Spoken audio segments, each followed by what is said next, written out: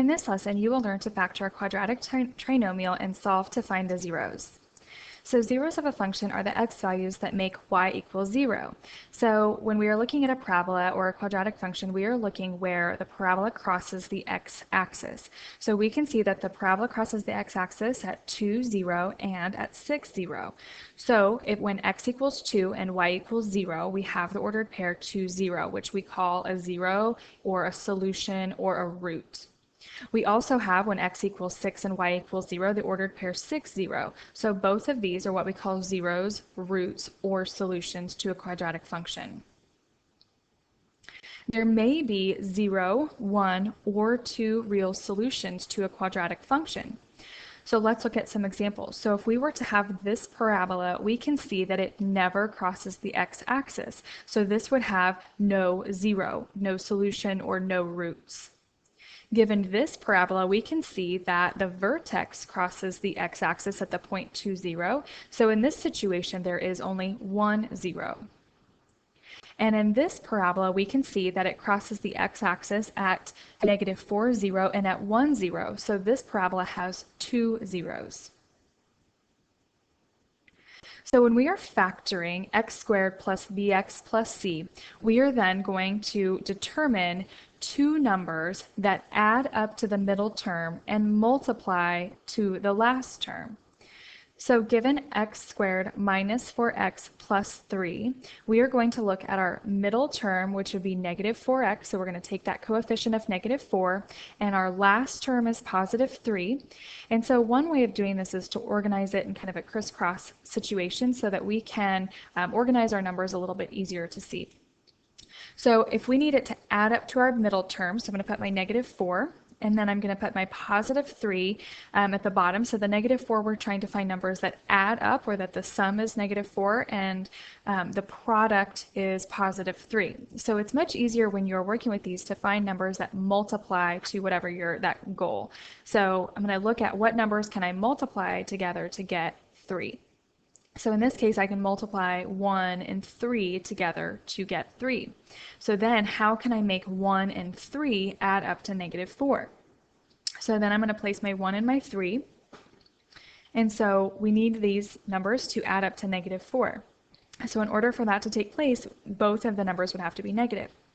So -1 and -3 would add up to -4, and when we multiply -1 and -3, we would get a +3. So these values would make the statement true. So then we place these two numbers that we determined into the product of two binomials. So we can then have x minus 1 times x minus 3. So all we did was take the -1 and plug it into the first binomial, and the -3 into the second binomial. The order of these binomials doesn't really matter. So if you had x minus 3 times x minus 1, that would be okay. So let's look at another example. If we have x squared minus 12x minus 28, we are looking at our middle term, which is -12, and our last term, which is -28. So we need to find two numbers that add up to -12 and multiply to -28. So like I said, it's much easier to work with which numbers multiply together. So we can multiply, for example, 1 and 28 together to get 28. So is there a way that we can make 1 and 28 add up to 12? And we can't, so those can't be the two numbers. So then we move on. So what other numbers can we multiply to get 28? Well, we could multiply 2 and 14. So is there a way that we can make 2 and 14 add up to -12? And we can do that. So let's organize our numbers, 2 and 14. And so if we need them to add up to be -12, that means we need more negatives. So our 2 is going to stay positive and our 14 is going to be negative.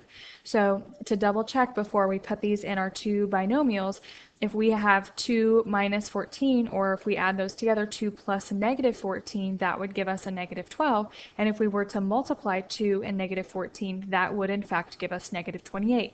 So it has to fit both scenarios here.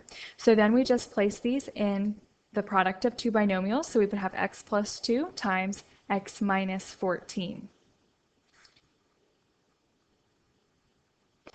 So given the expression x squared plus 4x minus 32. So the middle term is +4 and our last term is -32. So we need them to add up to 4 and multiply to negative 32. So what numbers could we multiply together to get 32? So we could multiply 1 and 32, 2 and 16. We could multiply 4 and 8. So which of those pairs could we get to add up to 4? So hopefully we can recognize that we can multiply 8 and 4 to be 32, and we can also make 8 and 4 add up to 4. And so in order to do that, we have to pay attention that we need a positive 4 as our sum. So in this case, our 4 then would be negative. So we would have a positive 8 and a negative 4. So this would add up to a positive 4, and when we multiply these two numbers, it would give us negative 32.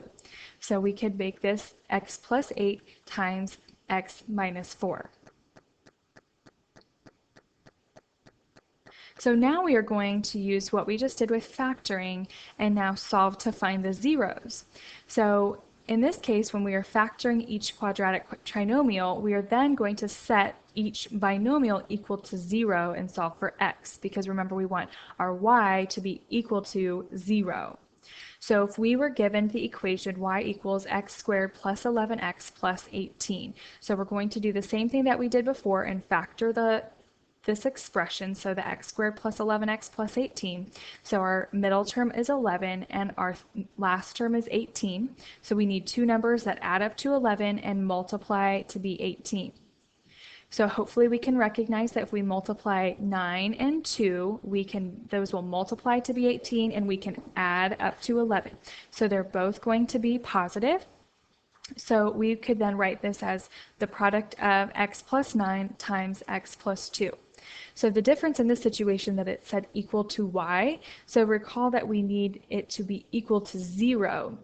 Y has to be equal to 0. So then we're going to split up our two binomials. We're going to set each binomial equal to 0. So x plus 9 is equal to 0 and 0 equals x plus 2. Then we are just going to solve for x. So we are going to subtract 9 from each side of the equation on the first binomial. And so then we get negative 9 is equal to x. On the second equation, we subtract 2 from both sides and we get negative 2 is equal to x. So what this means is that our zeros or solutions to our quadratic function means that our parabola, this parabola here, if we were to graph it, would cross the x-axis at negative 9 and also then at negative 2. So in this lesson, you have learned how to factor a quadratic trinomial and then solve to find the zeros.